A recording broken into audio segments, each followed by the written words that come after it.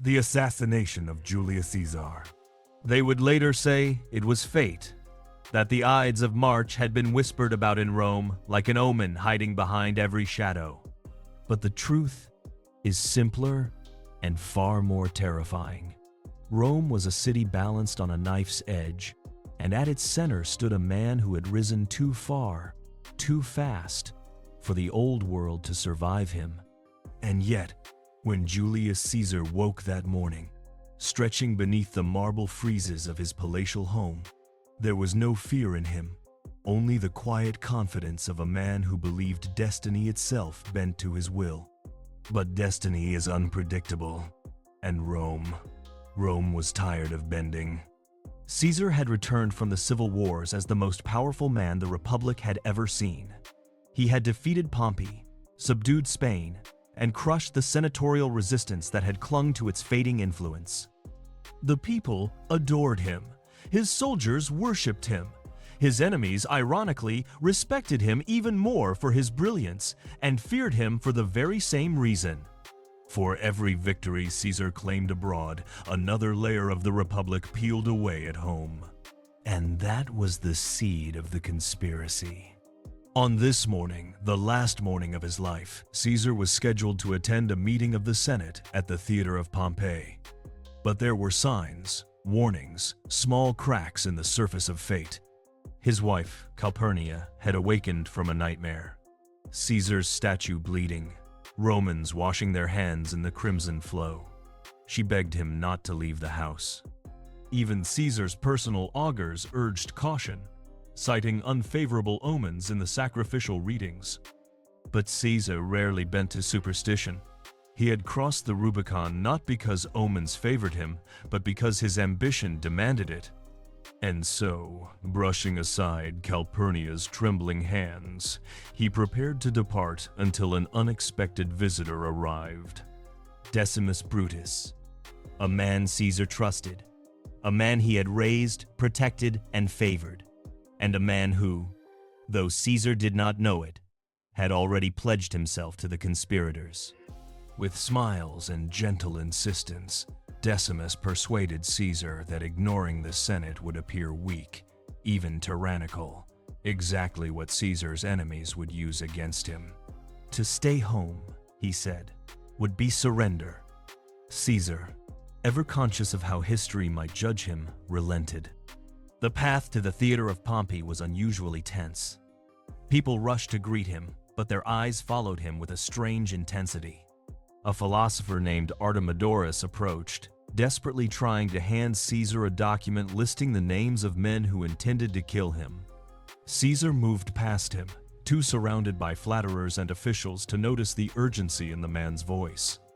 Inside the theater, more than 60 senators were gathering, though not to legislate. They waited like wolves behind polished marble, daggers hidden beneath their togas. Their breaths were steady, but their hearts hammered like drums of war. They had rehearsed their roles in this performance of death, each man driven by fear, pride, envy, or misguided patriotism. Some believed they were saving Rome. Others simply wanted Caesar gone. The moment he stepped inside, the air shifted. Conversations died mid-sentence. Sandaled feet shuffled with forced politeness. Caesar noticed it, this strange silence, but brushed it off as ceremony. After all, he was Julius Caesar, conqueror of Gaul, master of Rome, dictator for life. He did not yet know he had walked into a room filled with men who had already written his ending, and they would use his own loyalty to kill him. Rome had seen conspiracies before, rebellions, riots, and clashes of ambition, but never had so many senators agreed on a single purpose: stopping Julius Caesar. What made the plot astonishing was not simply its scale, but its composition. It was not an uprising of outsiders or political rivals alone. It was a conspiracy woven from some of the very men Caesar had lifted, shielded, and trusted. At the center of this gathering storm stood Cassius, the seasoned commander who had once fought alongside Pompey against Caesar in the Civil War. Cassius was no stranger to political danger, nor was he shy about his hatred of autocracy. He had lost influence under Caesar's rule and believed firmly that Rome was sliding toward monarchy. If Caesar crowned himself king, something Caesar repeatedly denied, but rumors insisted upon, then the Republic's centuries-old foundations would collapse. Cassius was the catalyst, but the conspiracy needed legitimacy, a moral banner to rally behind. And that banner, in the minds of the senators, was Marcus Junius Brutus. Brutus was respected, reserved, philosophical, and intellectual, shaped by Stoicism and the legacy of his ancestors. His lineage, above all, made him symbolic. One of his forebears, Lucius Junius Brutus, had expelled Rome's last king and founded the Republic. To kill Caesar without Brutus would look like murder. With Brutus, the conspirators believed, it would look like liberation. But Brutus was not easily persuaded. Despite his disagreements with Caesar's political direction, he had benefited greatly under Caesar's rule. Caesar had pardoned him after the Civil War, favored him in public, even considered him a friend, yet Cassius knew the pressure points. He reminded Brutus of their shared ideals, of Rome's ancient hatred of kingship, and of the whispers in the streets, whispers that Caesar might soon accept a crown, especially after the incident during the Lupercalia festival, when Mark Antony publicly offered him one. Caesar had refused, but once was enough to frighten the Senate. Slowly, reluctantly, Brutus stepped into the conspiracy. The number of conspirators swelled to over 60. They met in private homes, behind closed courtyards, in corners of the forum where footsteps faded into the city's dust. Each gathering carried enormous risk.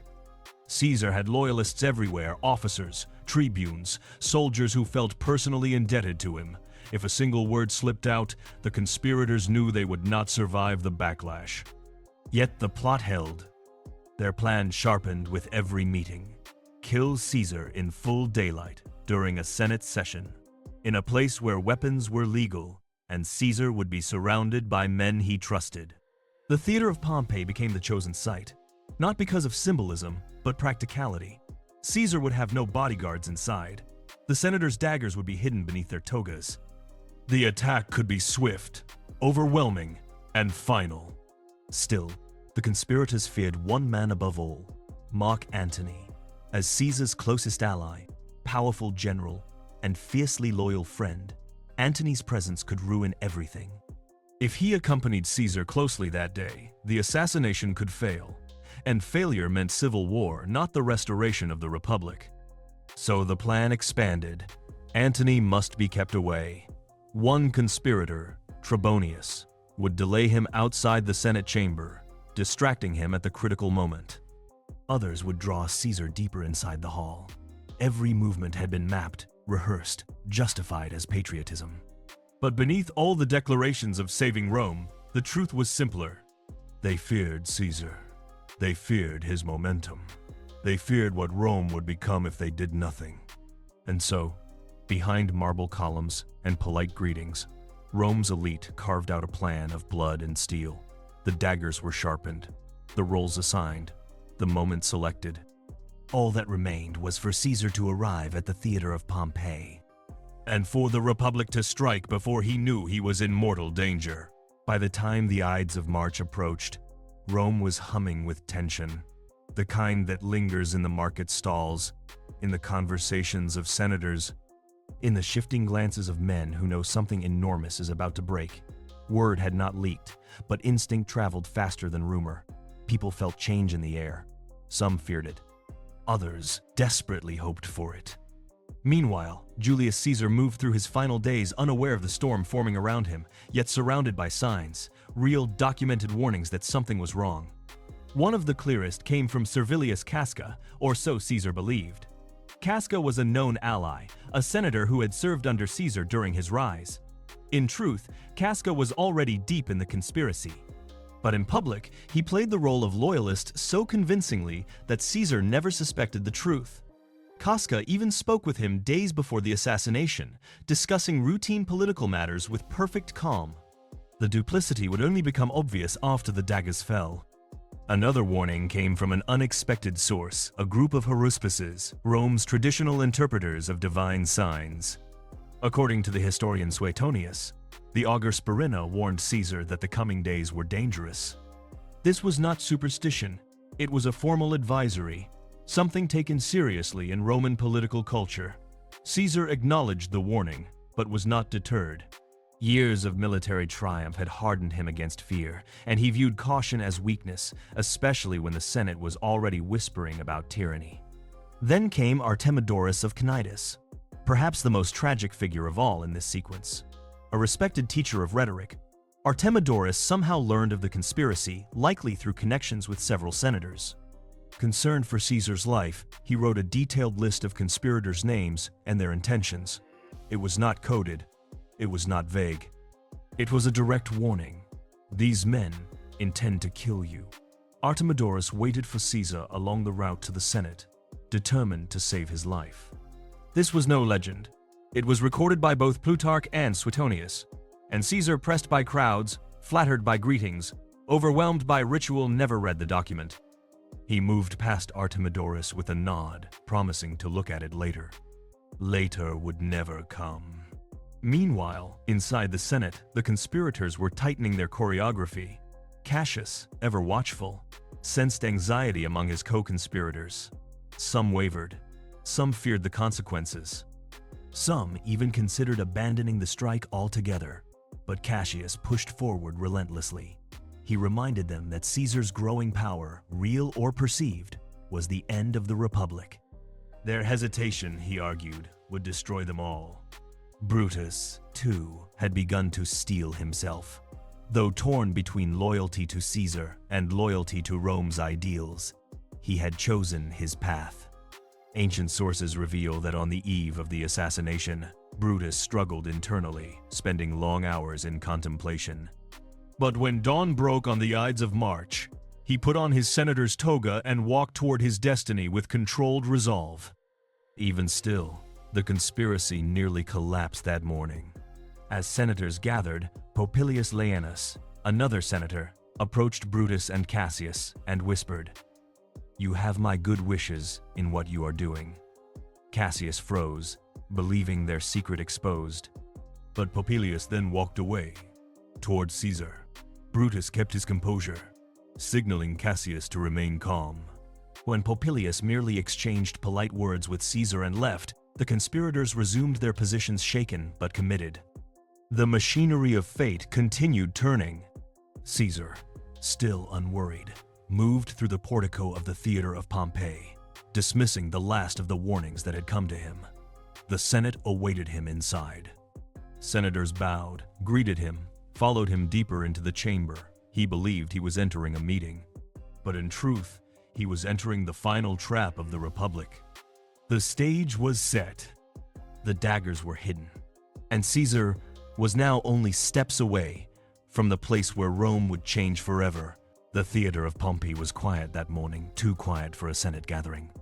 Its marble portico, normally filled with orderly conversation, carried an uneasy stillness, as if the building itself sensed the weight of what was about to happen. Though built for public spectacles, the theater's annex, the Curia of Pompey, had become the temporary meeting place for the Senate since the main Senate house was under renovation. It was here, in a hall decorated with statues of Rome's greatest men, that Caesar would face the most decisive moment of his life. When Caesar arrived, he was late. Ancient historians agree. This delay heightened the conspirators' anxiety. Many feared he might not come at all. Caesar's health had been deteriorating in recent months. Migraines, fainting spells, and episodes that some scholars today speculate may have been related to epilepsy or another neurological condition. His hesitation earlier that morning only intensified their concern. But once Decimus Brutus convinced him, Caesar set out, carried in a litter through Rome's winding streets. As he approached the portico, people parted for him, offering greetings and petitions. Caesar's stature had grown beyond politics. He was a symbol admired, hated, feared, celebrated. The crowd's reaction reflected that complexity. Some bowed with respect, others watched with silent calculation. Caesar, in his characteristic manner, brushed through it all with calm authority. Inside the portico, several conspirators greeted him with exaggerated warmth. Trebonius, tasked with isolating Mark Antony, approached Caesar briefly before guiding Antony aside for conversation. This detail is recorded in Roman sources. Trebonius succeeded in keeping Antony outside the chamber long enough to prevent interference. Meanwhile, Caesar walked toward the entrance of the Curia. Only senators were permitted entry. No bodyguards, no soldiers, no aides. Inside, more senators waited, arranging themselves in seemingly casual positions that were anything but accidental. They had already decided how to surround him, who would stand behind, who would block the exits, who would strike first. And in this moment, the symbolic weight of the location became impossible to ignore. Caesar was entering a building dedicated to Pompey the Great, his former ally turned rival, whose death in the Civil War had marked one of Rome's great tragedies. That Caesar would die under the statue of Pompey is a detail so striking that some later doubted its accuracy, but it appears in multiple ancient accounts. Whether coincidence or irony, it was historically acknowledged. Caesar's last breaths would fall beneath the marble image of the man he had defeated. As Caesar took his seat on the curule chair, a place reserved for Rome's highest magistrates, the conspirators closed in around him. Their movements were deliberate, but cloaked in formality. They carried petitions, the perfect disguise for drawing close under the pretext of requesting favors or decisions. One of them, Julius Caesar, stepped forward first. He presented a petition asking Caesar to recall his exiled brother, Publius Caesar. Caesar listened, but waved him off. "This is not the time," he said. These words, historically recorded, would be Caesar's final act of authority. Caesar grabbed Caesar's toga. That was the signal. At that instant, the atmosphere in the Curia shifted. What had moments earlier looked like a gathering of politicians now revealed itself as a circle of executioners. Casca stepped behind Caesar. Brutus and Cassius tightened their positions. Dozens of hands moved beneath togas toward concealed dagger hilts. Caesar twisted in his seat, stunned, not yet understanding, but sensing danger. Outside, Mark Antony remained trapped in Trebonius's conversation. Inside, more than 60 senators prepared to end the life of the most powerful man Rome had ever produced. The circle narrowed. The petition dropped. Casca's hand tightened on his dagger. The Ides of March had arrived. For a brief second, the Curia of Pompey held its breath. Caesar, seated in his curule chair, his toga draped neatly over his shoulders, glanced upward at Julius Caesar with irritation rather than fear. He believed this was merely a political confrontation, pushy, inappropriate, but nothing more. Senators pressed closer around him, pretending to support Caesar's plea. They were closing the circle, tightening it until Caesar had nowhere left to move. The moment appeared ordinary, and then, without warning, Caesar yanked Caesar's toga down from his neck. This was the signal. In that instant, the Ides of March transformed from a Senate meeting into an ambush. Publius Servilius Casca, the man Caesar believed loyal, moved first. Ancient sources agree that Casca struck from behind, attempting to stab Caesar at the base of the neck. But Casca, despite his resolve, was no skilled assassin. His hand trembled, his blade glanced off bone, and the wound he delivered was shallow. Startled and furious, Caesar twisted around and grabbed Casca's arm. Plutarch records Caesar's words clearly. "Casca, you villain, what are you doing?" These were not poetic final lines, they were historical. The raw reaction of a man who realized, too late, that he had been lured into a trap by senators he trusted. Casca shouted in Greek, the language he often used in moments of stress. "Brother, help me!" It was the call for the other conspirators to join in. They responded instantly. Cassius rushed forward, driving his dagger toward Caesar. Others drew their blades simultaneously, pushing, lunging, tripping over one another in the frenzy. The assassination was coordinated but chaotic, far from a graceful execution. Senators stumbled on the curule platform, slashed wildly, and collided as each sought to deliver a blow. Caesar stood and attempted to defend himself. Despite his age and recent health problems, he fought back with surprising force. Several conspirators later bore wounds not from Caesar's blade, for he carried none, but from each other as they misaimed in the tight struggle. In the confusion, Caesar tried to push through the circle of attackers, but the men surrounding him were too many. Their daggers flashed in rapid succession. Blades struck his ribs, his chest, his sides. He staggered backward, searching for an escape that didn't exist. The noise inside the curia exploded, feet scraping, togas ripping, metal clashing, the grunts and labored breaths of men fighting at arm's length. Yet outside, Trebonius still kept Mark Antony away, unaware of the violence unfolding just beyond the walls. One detail stands out in the ancient accounts. Caesar never called for guards. Whether from shock, pride, or the simple knowledge that no help could reach him in time, he fought silently. He had survived battles in Gaul, ambushes in the Civil War, near death in countless campaigns. But here, in the Senate, surrounded by men he considered colleagues, he found himself powerless. Blow after blow struck him. Blood spattered across the marble floor, staining the polished tiles. Statues around the chamber, heroes of the Republic, stood frozen as the scene devolved from politics into butchery. Caesar attempted to retreat, stepping backward toward the base of Pompey's statue. Whether intentional or accidental, this movement is consistently noted in ancient sources. The symbolism was not added by later storytellers, it was recorded by Rome's historians, the conqueror of Pompey falling beneath Pompey's image. As the assault intensified, Caesar's strength began to give way. The conspirators pressed harder, emboldened as they sensed victory.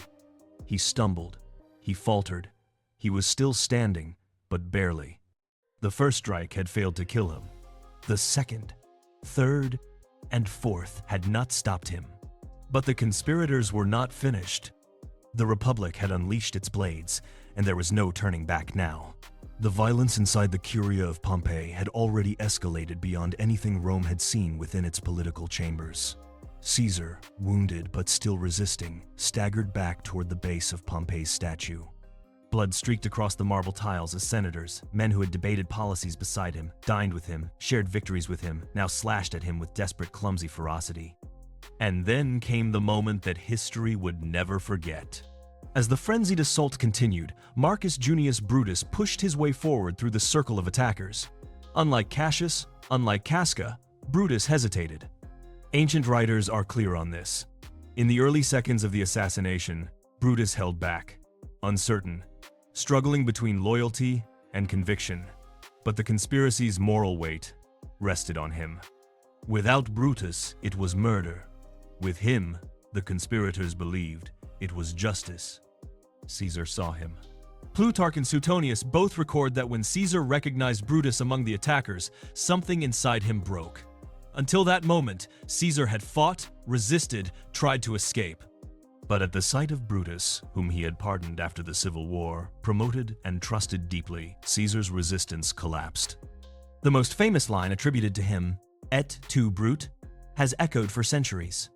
But here is the historical truth. Ancient sources differ. Suetonius reports that Caesar said nothing as he fell. Plutarch writes that Caesar spoke no clear words, though some believed he muttered in Greek, "Kai su, teknon, you too, my child?" Others claimed the phrase emerged later, shaped by poets and dramatists. The exact words may be uncertain, but the shock Caesar felt when he saw Brutus is unanimously recorded. What mattered was not the line, it was the recognition. The moment Brutus lifted his dagger, Caesar covered his face with his toga and stopped fighting. He no longer struggled. He no longer tried to defend himself. His arms fell. His body slackened. It was as if betrayal itself had delivered the mortal blow before any blade reached his flesh. And then the final frenzy began. Now emboldened, the conspirators struck more aggressively, each man eager to display loyalty to the Republic or at least avoid suspicion of leniency. In the tight cluster of bodies, they wounded one another more than once. Cassius received a deep cut on the hand. Brutus suffered a gash on the thigh. Togas ripped. Bodies collided. Blades scraped marble columns as senators lunged in desperation. By the end, Caesar had suffered 23 stab wounds, a detail confirmed by ancient accounts and later by a physician who examined the body. But only one blow was truly fatal, a deep wound to the chest that pierced a lung. The rest were symbolic violence, rage, fear, ambition, or a frantic need to share responsibility in the act they all knew would change Rome forever. When Caesar finally collapsed, he fell at the base of Pompey's statue. His blood pooled beneath it, streaking the older general's marble feet. Whether Caesar intentionally sought the statue for support or merely stumbled backward in the chaos, the scene shocked even the conspirators. The symbolism was too sharp, too poetic, even for them. Pompey had once been Caesar's ally, then his enemy. Caesar had defeated Pompey's armies and shattered his legacy. And now, in the ultimate twist of Roman fate, Caesar died beneath Pompey's image, struck down by senators who believed they were restoring the Republic Pompey had defended. When Caesar's body hit the floor, the chamber fell silent. The man who had risen above all Rome, its armies, its laws, its traditions now lay motionless, his toga drenched in blood, his limbs twisted beneath him. And the conspirators, panting, shaking, their daggers dripping, stared at what they had done not in triumph, but in sudden, dawning fear. The deed was finished, but Rome was about to erupt. For a brief, suspended moment, the Curia of Pompeii was frozen in absolute silence. Caesar's body lay motionless at the base of Pompey's statue, his blood staining the marble floor in dark, widening pools. The conspirators stared at the corpse, each man breathing heavily, blades slick with red, their togas splashed with the brutal evidence of what they had just done. But the silence didn't last. Inside the Curia, realization came crashing down with terrifying speed. They had no plan for what happened next. Though they had rehearsed every detail of the assassination, the signals, the positions, the daggers hidden beneath the togas, they had not prepared for the aftermath. Rome was unpredictable. The people adored Caesar. His veterans, loyal and battle-hardened, roamed the city. Mark Antony, Caesar's closest ally, was still outside the chamber. Fear struck them. The ancient historian Appian records that the conspirators immediately attempted to justify their actions. They lifted their bloody daggers into the air, shouting that the tyrant was dead and the Republic had been saved. But their cries echoed without audience. The senators who were not part of the conspiracy had fled the chamber in terror when the attack began. They were not witnesses, they were already running for their lives. What remained in the Curia was only Caesar's corpse and the men who had killed him. Knowing they could not stay, the conspirators hurried out of the chamber in a tight formation, still clutching their daggers. Their togas hung in ragged folds, soaked and torn, making them appear not like liberators, but like men returning from a massacre. In the portico outside, the first reactions began. Those who had fled now looked back with horror. Others recoiled as the conspirators emerged. Some ran, some froze. Others simply stared, unable to comprehend what had just happened. And then came the most telling detail of all. Mark Antony had vanished.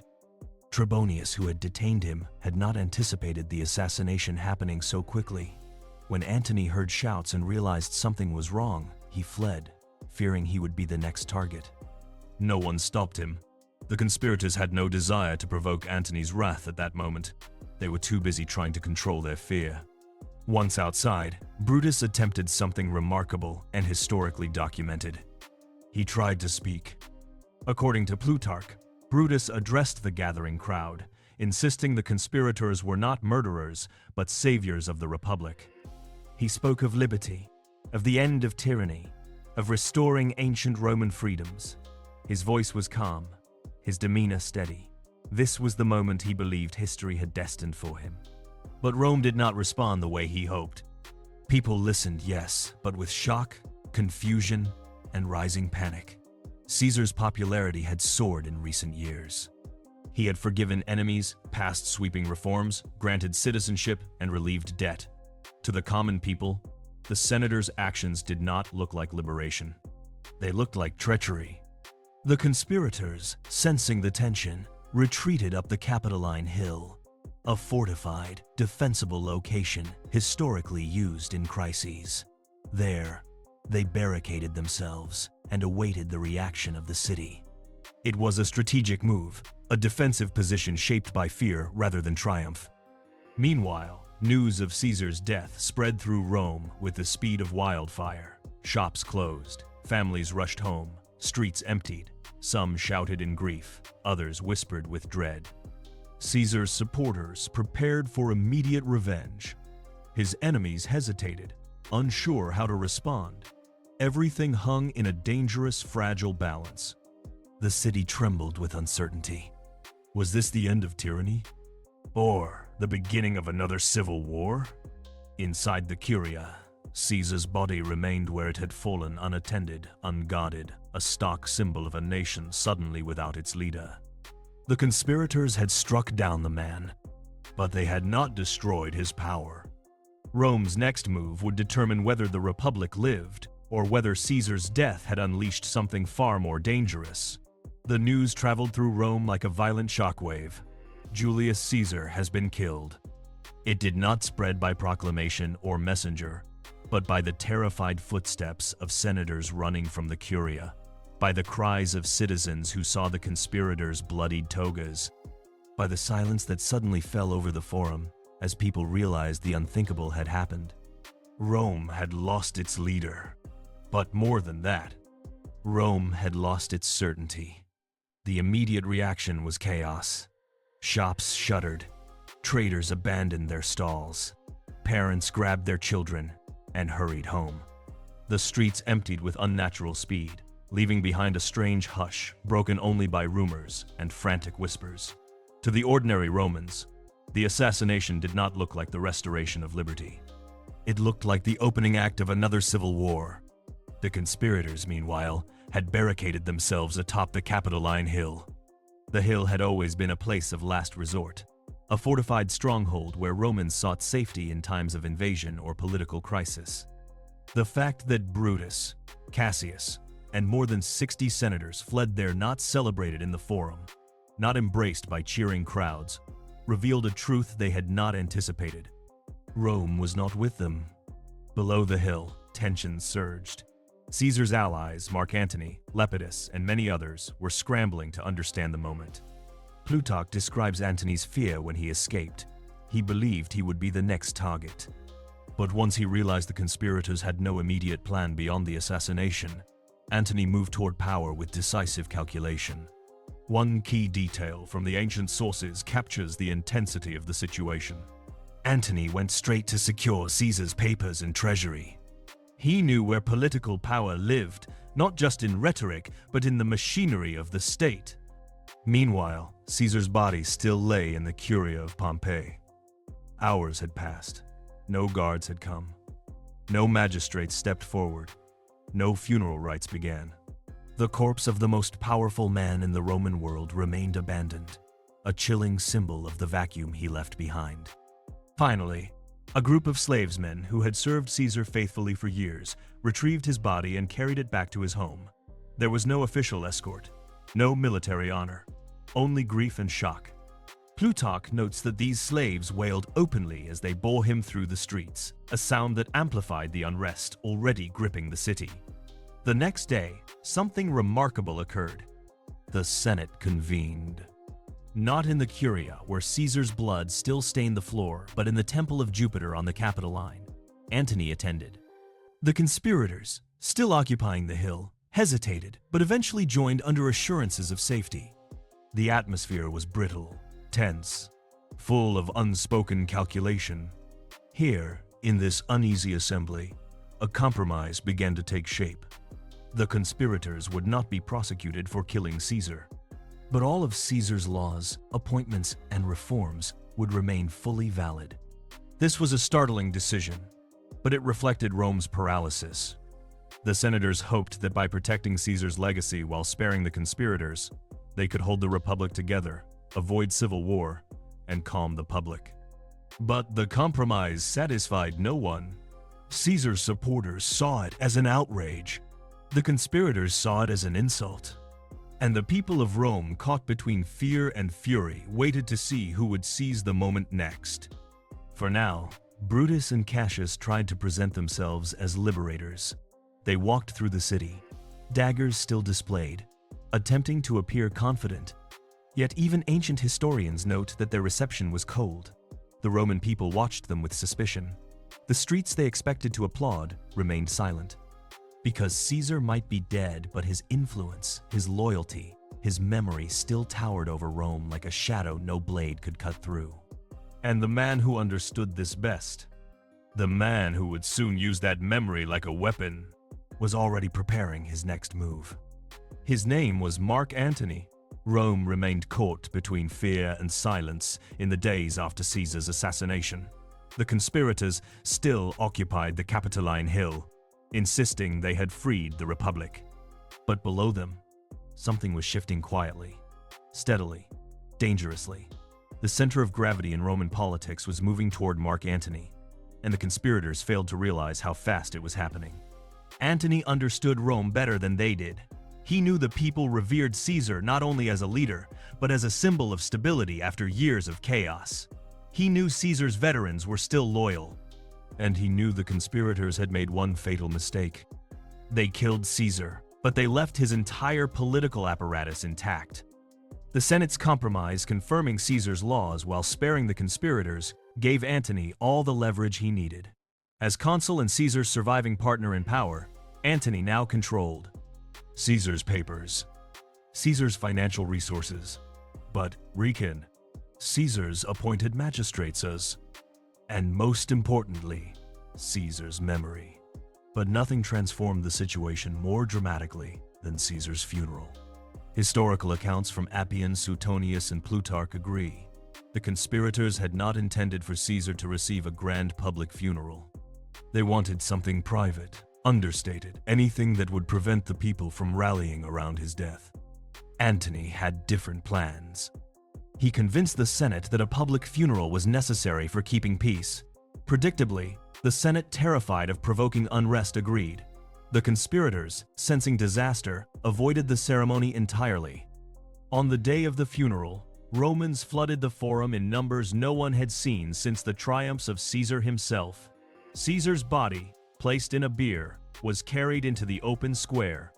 His wax effigy, rotating on a mechanical device, displayed every one of the 23 wounds inflicted on him. Then Antony stepped forward to give the funeral oration. Rome held its breath.